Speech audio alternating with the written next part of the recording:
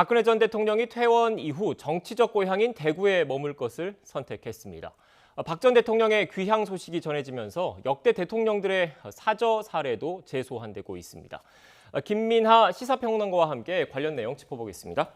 안녕하세요. 안녕하세요. 네, 먼저 박근혜 전 대통령이 퇴원 이후에 어디에 머물지를 놓고 지금 관심이 컸는데 대구에 일단 가는 곳으로 좀 정해진 것 같습니다. 그렇습니다. 이제 측근인 유영하 변호사가 관련해서 이제 사실을 이제 확인해줬기 때문에 대구 달성으로 내려간다. 이게 기정사실화됐고요. 네. 원래는 통원 치료를 해야 되기 때문에 이 서울에 좀 단독주택을 매입을 해서 좀 편의를 도모하지 않겠느냐 이런 전망들이 있었는데 그러한 방안을 선택했을 경우에 이 좀 여러모로 이 전직 대통령의 사저 앞에서 예를 들면 뭐 정치적인 어떤 주장을 편다든지 이런 논란들도 커질 우려도 있고 여러모로 좀 이 안정에는 도움이 되지 않는다 이런 판단을 하지 않았을까 싶습니다. 그래서 자신의 정치적 고향이라고 할 수 있는 내리 4선을 한 대구 달성으로 내려가서 거기서 이제 좀 남은 여생을 지내겠다 이런 판단을 한 걸로 보이고요. 그에 따라서 사저 매입이 이루어지고 있는 과정으로 보입니다. 네, 그런 배경이 있다라고 분석을 해주셨고 사저 지금 화면이 좀 나가고 있는데 규모는 얼마나 되는 겁니까? 지금 이제 지하 1층, 지상 2층 규모의 건물로 이제 파악이 되고요. 또 엘리베이터가 설치가 돼 있다고 하고 네. 부속 건물이 3개, 그래서 총 합하면 방이 8개 정도 되고 또 정원도 있는 그런 상황이다라고 지금 화면에 비치고 있는 그런 내용들인데요. 이러한 것들이 이제 아무래도 박근혜 전 대통령이 뭐 예를 들면 벌금이라든가 추징금이라든가 뭐 이런 것들에 관한 논란이 있는 상황에서 아무래도 이렇게 좀 큰 규모의 주택이 매입이 된 것에 대해서 여러모로 논란이 또 이어지고 있는 그런 상황이기도 합니다. 네, 여러모로 비용과 관련해서 논란이 이어지고 있다고 말씀하셨는데 일단 매입이 추진되고 있으면 계약은 한 곳으로 좀 파악되고 있잖아요. 그 계약금은 누가 낸 겁니까? 계약금에 대해서는 이제 유영하 변호사 측이 이제 2억 5천을 이제 냈는데 이 명의는 지금 박근혜 전 대통령 명의로 진행한다 이렇게 이제 얘기를 하고 있습니다. 그래서 이게 지금 실제로 돈을 건넨 사람이 누군지는 뭐 정확하게 이제 파악을 해봐야겠지만 결국은 박근혜 전 대통령 돈이다 이 점을 이제 얘기를 하고 있는 것으로 이제 생각이 되는데 그럼 이제 계약금 외에 나머지 비용 있지 않습니까? 나머지 비용에 대해서는 그걸 어떻게 마련할 거냐 이 부분에 대해서는 지금 이제 가족들의 도움을 받을 수도 있을 것이고 아니면 별도의 방법을 좀 마련해 봐야 되겠다 이렇게 유영하 변호사 측은 얘기를 하고 있거든요. 네. 가족들의 도움이라는 건 아무래도 이 동생인 이제 지만 씨이거나 또는 이제 뭐 박근영 씨도 있고 이런 부분들일 텐데 뭐 이런 것들이 원활히 될지 이런 것들은 좀 의문인데 어쨌든 가족들의 도움을 받지 않는다라고 하면은 다른 부분은 그럼 자금 조달이 어떻게 되는 거냐 뭐 지지자들이 모아주는 것이냐 아니면 굉장히 뭐 유력한 인사가 도와주는 것이냐 분명치는 않거든요. 근데 이 자금 조달이 어떻게 되느냐에 따라서 또 추가적인 논란이 또 발생할 수도 있는 부분이어서 이것도 또 앞으로 어떻게 얘기가 나오는지를 지켜봐야 될 대목이겠죠. 네, 그러니까 일단 뭐 계약은 했는데 중도금과 잔금을 치러야지 소유권이 완전히 넘어오는 거잖아요. 그런데 이 비용을 어떻게 누가 충당하는지를 놓고 추가적인 논란이 불가피해 보인다고 말씀하셨는데 뭐 어떤 논란들이 예상될 수 있을까요? 예를 들면 이제 지지자들이 모아주는 방식이다라고 네. 했을 경우에는 이게 박근혜 전 대통령이 전직 대통령이기는 하지만 어떤 정치적인 영향력을 여전히 갖고 있는 그런 존재 아니겠습니까? 네. 그런 점에서 이게 그런 것들이 그러면 바람직한 거냐 이런 논란도 이제 발생할 수가 있을 것 같고요. 그리고 이제 유력 인사다라고 했을 경우에는 아무래도 재계나 뭐 이런 쪽에 있는 어떤 인사가 또 그러한 이제 좀 자신의 어떤 재산을 내놓거나 뭐 이런 방식일 수도 있겠는데 그런 것들은 당연히 이제 재임 중에 했던 여러 가지 뭐 결정이라든가 이런 것과 연결이 돼서 이것도 어떤 뭐 의혹이라든가 이런 것들로 또 불똥이 튈 수도 있습니다.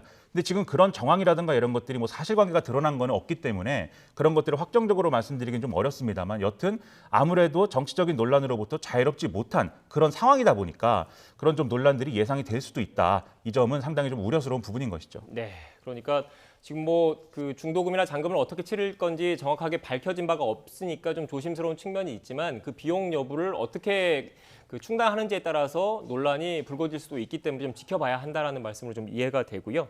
일단 박근혜 전 대통령의 이런 사저 논란에 대해서 좀 얘기를 해봤는데 역대 대통령들도 사저와 관련해서 이런저런 말들이 계속 나오지 않았습니까?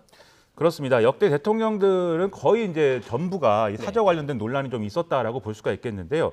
예를 들면 뭐 전두환 씨의 경우에도 이 연희동 사저를 이제 만들 때 공사비와 주변 용지 매입비를 국고로 충당했다 이 논란이 있었고 네. 김영삼 전 대통령도 퇴임하면 본인이 살던 집에 그냥 들어가겠다 이렇게 얘기를 했는데도 어쨌든 8억여 원 정도를 들여서 상도동에 새로운 이제 주택을 건립했기 때문에 이때도 논란이 있었습니다.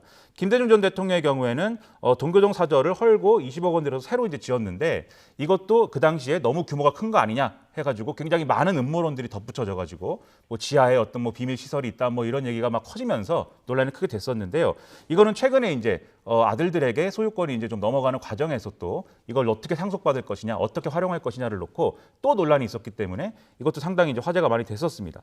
그다음에 또 잘 알려진 사례가 노무현 전 대통령의 이제 봉하마을에 있는 그 사저 문제인데 이게 처음에 만들어졌을 때 너무 이제 규모가 크다 뭐 이런 비난을 이제 받으면서 아방궁 아니냐 네. 이런 비판까지도 받았었는데요. 근데 실제로 이게 좀 이 비용을 따져 보면은 실제 이제 사저 건립에 들어간 비용이 12억 원 정도 돼서 이거는 그 당시 어떤 기준으로 봐도 그렇게 큰 돈은 아니지 않느냐 뭐 이렇게 또 반론도 있고 해서 이건 사후에 이제 재평가되는 그런 상황들이 있었고요. 네. 이명박 전 대통령의 경우에는 좀 더 복잡한 논란이 있었습니다. 이게 사저 부지 매입비만 54억 원인데 이거를 누가 어떻게 조달했느냐를 두고 이제 아들 시영 씨하고 당시 청와대하고 공동으로 이제 이 대지를 좀 매입을 한 부분이 있다든지 그리고 그런 것들의 출처가 어디냐를 두고도 논란이 계속됐었고 결국은 이게 아들 시영 씨에게 어쨌든 이 증여가 될 수 있는 부분이기 때문에 이 편법 증여, 불법 증여 아니냐 이런 논란이 컸었기 때문에 이게 특검까지 가가지고 수사를 받았던 그런 사안이고 결국은 내곡동으로 이제 못 갔거든요. 그래서 이런 논란들이 쭉 있었는데 박근혜 전 대통령의 이번 사저의 경우도 앞서 말씀드린 부분도 있지만 또 지금 이제 여러모로 벌금이라든가 이런 부분들이 남아 있는 부분이 있습니다. 지금 한 130억, 120억 정도 내야 될 벌금이 남아 있었는데 사면을 받으면서 이제 그거에 없어진 상황이거든요. 그러다 보니까 이런 결국은 이 사저를 건립하는 데 들어가는 자금 문제, 그리고 규모 문제, 그리고 이후에 이거를 건립하는 데 있어서의 경호가 들어가는 문제 이런 것들이 역대 대통령들에게 계속 논란이 있어 와서 이런 논란을 두고 뭔가 제도 개선이나 이런 게 필요한 게 아니냐 이런 지적을 이제 안 할 수가 없는 상황인 것이죠. 네. 일단 문재인 대통령도 퇴임 이후에 양산으로 내려가는 거죠?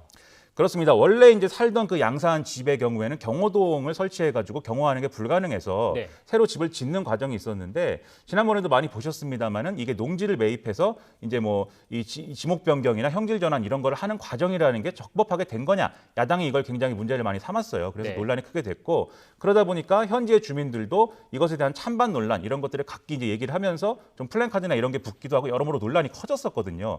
근데 이것도 보시면 결국 경호동을 붙여야 돼서 새로 이제 사저를 지어야 되는 이런 현실적인 측면들이 적용이 된 겁니다. 그래서 전직 대통령에 대한 예우 문제 이 상황을 계속 가져가면은 결국은 경호동을 지어야 되기 때문에 사저를 새로 짓는다. 이 논란을 피할 수가 없을 것으로 보여요. 그래갖고 이 부분에 있어서는 정치권의 이후에 이제 현명한 어떤 합의나 이런 것들이 또 필요해 보입니다. 네, 특히 문재인 대통령 같은 경우에는 뭐 일부 뭐 야권 등에서 농지 취득과 관련해서 좀 여러 문제 제기를 했었는데 지금 뭐 청와대도 그렇고 여당 쪽에서는 합법적인 절차를 통해서 취득을 했고 법적으로 문제가 없다 이렇게 지금 해명을 하고 있는 거죠. 그렇습니다. 네. 그 부분은 이제 이게 일반적으로 있을 수 있는 논란인데 뭐 문재인 대통령과 김정숙 여사가 뭐 실제로 농사를 지었느니 뭐 아니니 뭐 이런 굉장히 논란이 많았습니다만 일단 이게 법적인 문제는 그렇게 크게 불거질 만한 그런 사안이 아닌 것으로 일단 정리가 돼 있습니다. 네, 지금 앞서 박근혜 전 대통령 그 사저 관련해서도 얘기를 했는데 지금 주말 사이에 뭐 그 지역에 많은 사람들이 좀 오가고 이런 얘기도 좀 있더라고요. 어떻게 보십니까? 이제 박근혜 전 대통령을 지지하는 네. 사람들이 가서 이제 플랜카드 같은 거 걸고 그다음에 박근혜 전 대통령의 어떤 창당을 해라, 창당을 해줬으면 좋겠다 이런 의사 표현도 거기서는 이제 플랜카드를 통해서 하고 있는 그런 상황이거든요. 그런데 아무래도 이제 국정농단에 연루가 됐고 그다음에 그것으로 인해서 탄핵된 대통령이기 때문에 그러한 또 한 번의 정치적 역할을 기대하고 그거를 요구하는 이런 목소리가 이 우리 정치에 긍정적인 영향을 미칠 수는 없는 것으로 보여요. 그런 측면이 있고 그다음에 지금 이제 거기에 아무래도 예상하지 못했던 사저가 들어서는 그런 상황이 되다 보니까 주변의 땅값이라든가 집값이라든가 이런 것도 영향을 일부 받고 있는데 그런 부분들이 이제 좀 불가피한 측면들이 있는 것이긴 하지만 이런 것도 좀 고려해서 판단해 볼 필요가 있을 것 같고요. 호기심으로 가서 이제 보시는 분들도 많이 있는 것 같습니다. 네. 호기심이라는 것도 어쩔 수 없는 부분이긴 한데 또 이런 어떤 관심의 열기 이런 것들이 좀 과잉되면서 결국은 이게 또 정치적인 논란이 될 수가 있는 거거든요. 여러모로 박근혜 전 대통령과 또 현지 주민들 사이에 어떤 현명한 어떤 판단이나 이런 것들이 필요해 보입니다. 네, 그러니까 지금 뭐 박 전 대통령이 특별 사면을 받은 거잖아요. 이 사면에 찬성하시는 분들도 계시겠지만 이미 국정농단 혐의로 대법원에서 확정 판결을 받았기 때문에 여기에 반대하는 의견도 분명히 있다 이런 말씀이신 것 같습니다. 그렇습니다. 네. 네, 알겠습니다. 지금 국회에서 관련된 소식이 또 하나 들어온 게 있는 것 같은데요. 현장 화면을 좀 보고 좀 이야기를 좀 이어가 볼까요? 일단 앞서 현장 취재기자 통해서 그 여야 원내 지도부가 소상공인 손실보상 관련해서 지금 추경안 처리 문제를 논의를 하고 있는데 박병석 국회의장 주재로 만났다고 합니다. 현장 오디오를 지금 한번 들어보겠습니다. 당의 입장을 말씀드리면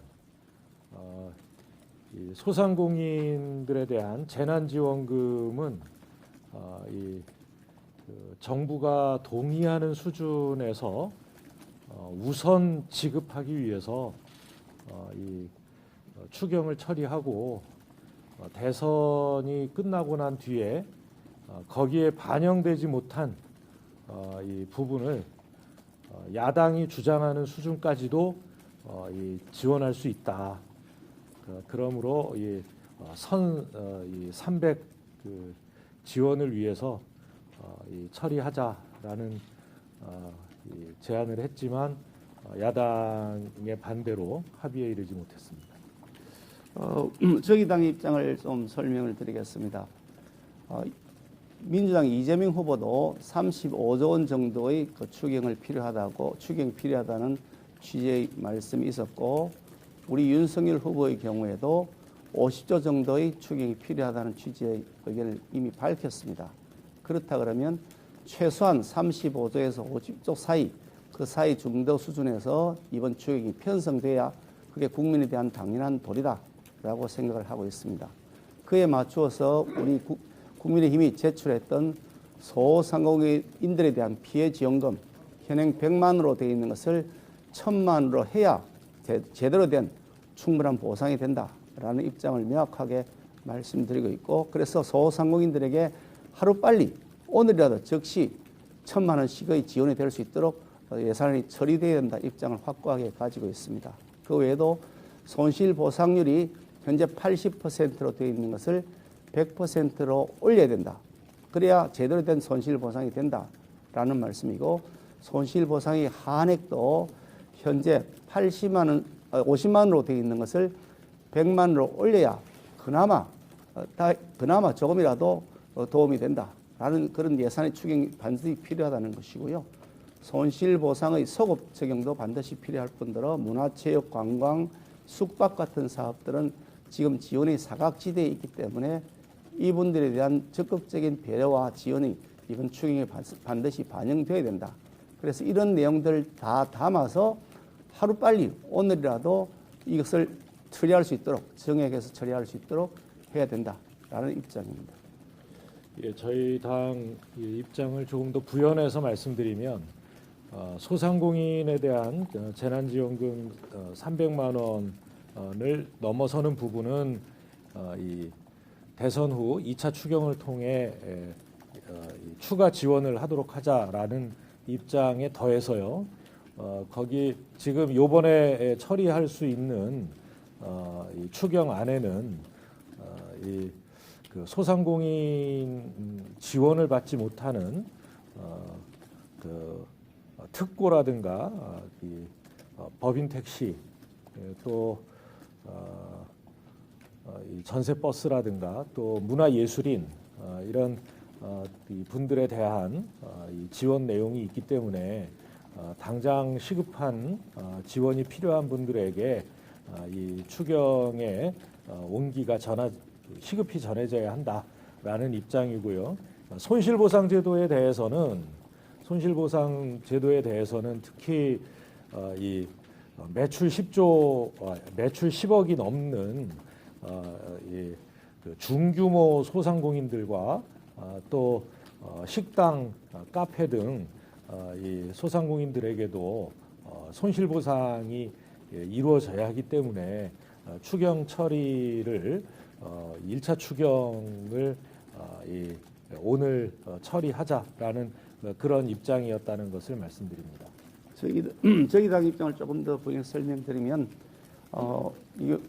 지금 보상의 사각지대에 있는 분들, 뭐 특고 같은 분들도 마찬가지, 프리랜서들도 마찬가지고요.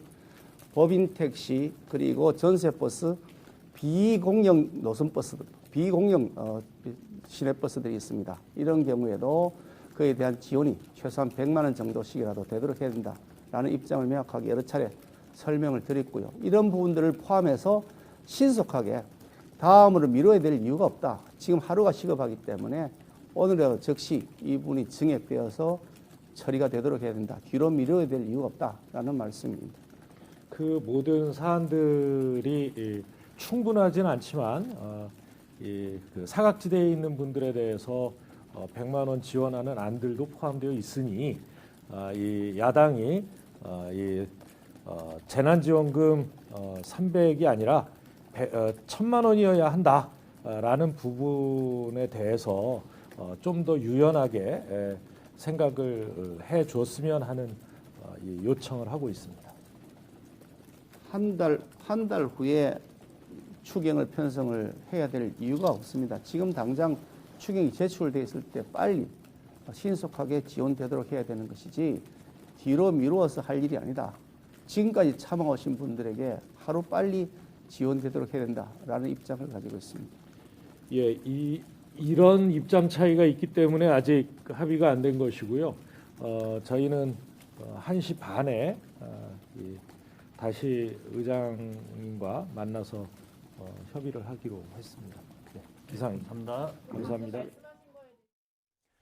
네, 여야 원내 지도부의 발언을 지금 생중계로 전해드렸는데 평론가님, 뭐 이 얘기가 나왔으니까 좀 단순하게 좀 여쭤드리면 일단 뭐 민주당도 그렇고 국민의힘도 그렇고 소상공인 손실보상 등을 위한 손실보상 이런 그 방안 자체에 대해서는 원론적으로 동의를 하고 있는 거지 않습니까? 그런데 이렇게 앞서 보신 것처럼 입장차, 이견을 보이고 있는 것 아무래도 지금 현재 이 대선 전국과 연관을 지을 수밖에 없는 거죠. 그럴 수밖에 없겠죠. 지금 쭉 들으셨지만 전체적인 방향에 대해서는 큰 차이 없는 것으로 보이거든요. 네. 그런데 세부적인 어떤 손실보상의 대상이라든가 규모라든가 그 총액이 얼마가 될 것이냐, 한도를 얼마나 할 것이냐를 두고 이제 좀 의견 차이가 있는 것인데 이런 의견 차이로 어떤 근본적인 어떤 차이가 있어서 서로 합의를 못할 내용이다라고 볼 수는 없어요. 네. 그렇기 때문에 전체적인 어떤 그림에 있어서는 오늘 당장 합의에도 무리가 없는 충분히 절충할 수 있는 그런 규모와 내용으로 보이는데 다만 대선의 어떤 영향이나 이런 것들을 고려하지 않을 수가 없기 때문에 결국 누가 주장한 것이 얼마나 관철되었느냐 이렇게 얘기를 하긴 좀 그렇지만 누가 얼마나 더 생색을 낼 수 있을 것이냐 뭐 이런 부분을 노리는 어떤 그러한 협상으로 보이기도 하고 또 이 여야가 합의를 한다고 해서 또 그냥 끝나는 건 아니고 정부하고도 이제 협의를 해야 되는 그런 절차들이 있지 않겠습니까? 네. 과연 이 추경이 조만간 빠른 속도로 마무리가 돼서 소상공인 자영업자들에게 충분한 지원이 될 것이냐 하는 것에 있어서는 굉장히 시급한 문제라는 것은 동의를 하면서도 그 가능성은 여전히 의문인 상황이기 때문에 최대한 좀 지혜를 짜내서 빨리 좀 절충을 해서 합의를 했으면 좋겠는데 좀 그런 노력들이 더 필요해 보입니다. 네, 알겠습니다. 추경과 관련해서는 여야 뭐 협의가 계속 진행될 것으로 보이니까 그 경과를 좀 지켜봐야 할 것 같고요. 다시 사저와 관련된 이야기 좀 돌아오겠습니다. 지금 박근혜 전 대통령이 병원에서 지금 입원해 있는 상태인데 퇴원하면서 또 어떤 정치적인 메시지를 낼지에 대해서 사실 좀 관심이 쏠리고 있거든요. 어떻게 예상하십니까? 애초에 이제 박근혜 전 대통령이 언제 퇴원을 하겠느냐에 네. 대해서는 2월 초에 할 것이다라는 얘기가 일부 있었거든요. 그런데 뭐 여러모로 박근혜 전 대통령의 상태나 이런 것들, 그다음에 치료의 과정이나 이런 것들을 고려해서 좀 늦춰진다. 이런 얘기가 있었고 지금은 이제 대선 전이 될지 후가 될지 장담할 수 없다라는 게 박근혜 전 대통령 측 이제 얘기예요. 근데 만약에 대선 전에 이렇게 퇴원을 하게 돼서 국민들 앞에 이제 모습을 드러낼 경우에는 그에 걸맞는 이제 메시지를 이제 전해야 될 것인데 일단 이제 여러모로 논란이 될 수밖에 없는 것은 특정 후보를 지지할 것이냐에 있어서는 굉장히 여러모로 논란이 되는 그런 가능성이 있을 것 같습니다. 원래 이제 박근혜 전 대통령 아무래도 보수 정당 출신의 대통령이었기 때문에 지금 보수 정당의 후보인 윤석열 후보에 대해서 지지를 표명할 것이냐 이게 최대 관건인데 윤석열 후보는 또 국정농단 수사를 통해서 이 박근혜 전 대통령을 지금과 같은 상황에 만드는데 또 좀 이 역할을 한 그러한 입장이기도 하지 않습니까? 그런 점에서 쉽게 지지할 수는 없을 것이다라는 얘기도 있지만. 또 그럼에도 불구하고 대의를 위해서 지지할 수 있다 이런 평가도 있는데 지지를 한다고 하면 그게 윤석열 후보에게 선거전에서 도움이 되는 거냐 아니면 오히려 역효과인 거냐 이것도 좀 논란인 부분이 있거든요. 이렇게 논란이 분분한 상황이기 때문에 좀 대선 전에 퇴원을 해서 그러한 메시지를 좀 여러모로 정치적으로 민감한 메시지를 굳이 내는 어떤 자리를 만드는 것이 바람직한 거냐 그것도 또 여러모로 의문일 수밖에 없는 상황인 것이죠. 네, 알겠습니다. 그 부분 역시 좀 지켜봐야 할 것 같고요. 지금까지 김민하 시사평론가와 함께 전국 관련된 이야기 좀 나눴습니다. 오늘 말씀 고맙습니다. 고맙습니다.